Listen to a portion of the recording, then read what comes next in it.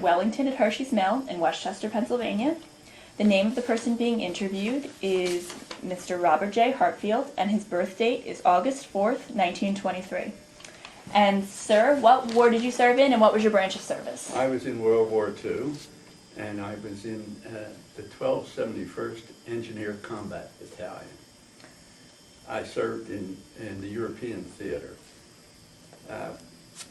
Starting out, it was rather strange. We were put aboard a West Coast luxury liner in New York Harbor and went unescorted to Marseille, France, because the boat was capable of going 35 knots an hour, which was faster than any submarine. So what they did was change course every 6 minutes. It took us 10 days to go from New York to Marseille. And one night I was sleeping out on a deck, and it was a night where the moon was going in and out. I rolled over and I suddenly saw a cigar-shaped shadow on the horizon, and it was blinking a light at us, and I knew it was a submarine, and I thought, I hope we have the right answer, and we did. It was apparently one of our subs. We landed in Marseille, and being in the engineers, I was accustomed to being driven everywhere in a GMC truck, you know. So when we got off in the harbor with all of our equipment, our duffel bag and our rifle, where were the trucks? There wasn't a truck in sight. They said, follow the man in front of you. Well, it turned out we walked 18 miles with our equipment to nowhere, to a town called, nearby a town called Aix-en-Provence in France. It was raining, pouring rain, and it was an open field. A tank was stuck in the mud in it, and the word was passed down the line, this is where you're spending the night. So that was my first experience in France. We put our, what they called shelter halves, part of a tent, on the ground, on the mud, and put our bedrolls on that and slept there. I was in the service 3 years, totally. My first year and a half was wonderful. It was all college. I went to Texas A&M, Kent State University, and Indiana University in Bloomington, Indiana. Then I went overseas, so I paid up for it there. I was in the combat engineers, and that was pretty rough duty. One of your questions had to do with something funny, and I think this was pretty funny. Most of the guys in my outfit were the farm boys. We were following an infantry outfit that was fighting its way through town after town, and we were right behind them. We came to this small town, little farming community. I don't know the name of it, but what few buildings there were on fire, and the farmers had turned their cattle out loose to save them. And one of my buddies said, you probably never even saw a live cow before. I said, sure I did. I can even milk a cow, which I had never done. So he offered to bet me $5 that I couldn't.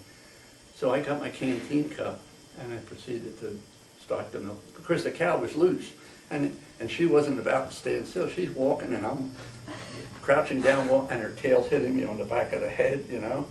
But I got a canteen full of milk and a $5 bill out. So, I guess another experience which sounds funny now, it could have been tragic. We got back from work one evening. I was in my bedroll when my name was called out. I was told to get into my squad truck, just me, in the back of the truck, and my truck driver. There was word that there were German parachutists in a school building nearby, and we were sent to do something about it. While we're bouncing along the road, the machine, and the school was, we were told that the school would be on the right-hand side. There was a machine gun mounted in the truck, but it was on the left side of the truck. And the object of our trip was on the right side. But all of the bullets for the machine gun were loose in the tin. You know, there's a leather belt that carries them into the machine gun.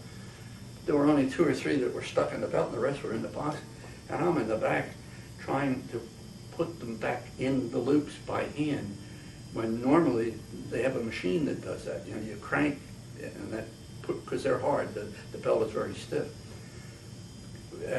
Then I remembered that the schoolhouse was going to be on the right, so I climbed over the side of the truck. I went, yeah, outside of the truck, swinging the machine gun to the right, knowing that it's probably not going to fire for me, because I don't think I got the bullets all the way in the belt. And fortunately, there was nobody there. It was a false alarm. But now I can say that was pretty funny. It was a funny sight, me hanging onto the outside of the truck, trying to point the machine gun over that way. And other than that, I guess the most crucial experience I had was on the Siegfried line in Germany. The ground was frozen and snow covered. The infantry wanted foxholes there. Well, we had explosives. So they put 2 men on each spot where they wanted a foxhole. And the fellow that was with me and I got our hole dug. We would blast and then dig a little and then blast till we got through the frozen ground. And we had no sooner finished the hole when we heard shells coming in. You know, you hear a sound like whoop, whoop, whoop, whoop, whoop. We both jumped into the hole, and for about 30 minutes the shells were exploding all around us. We were pretty safe because it had to be a direct hit on our little hole.